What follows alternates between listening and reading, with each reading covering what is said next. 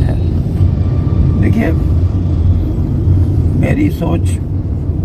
जैसे आपने कहा पहले रूरल टू अर्बन होती थी, वो थी सुविधाओं को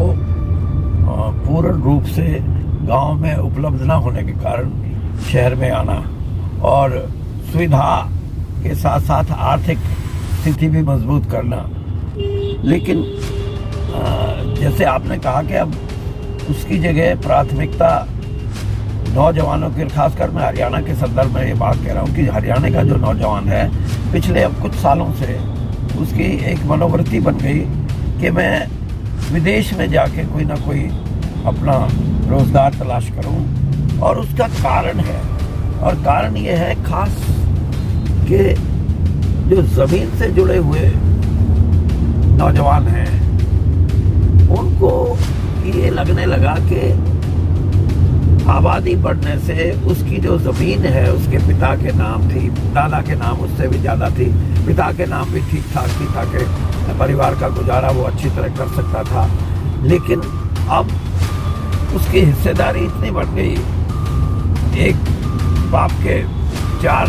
बेटे हैं उसके, और उसके पास 6 एकड़ ज़मीन है, तो उनके पास तो 1.5 एकड़ भी आएगी इससे में मुश्किल से। तो इसलिए एक उनके मन में एक विजिबल पॉवर्टी नजर आने लगी अपने जीवन के बारे में,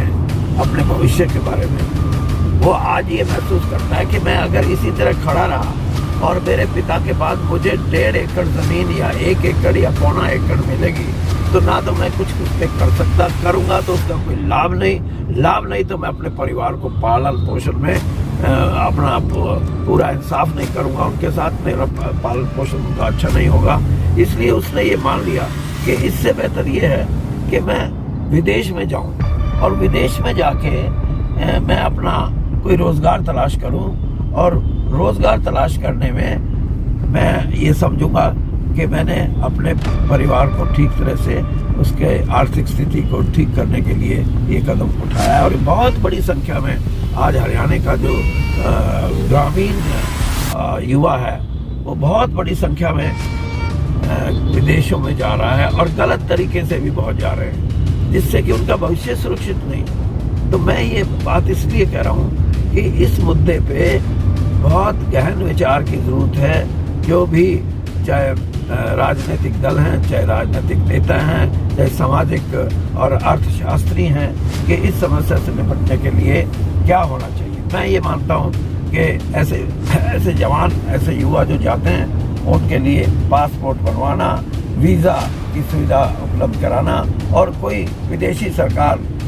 हमारी सरकार से, प्रांत की सरकार से उनके बारे में कोई गारंटी मांगे वो उपलब्ध कराना, और उसको वहाँ जाने में और व्यवस्थित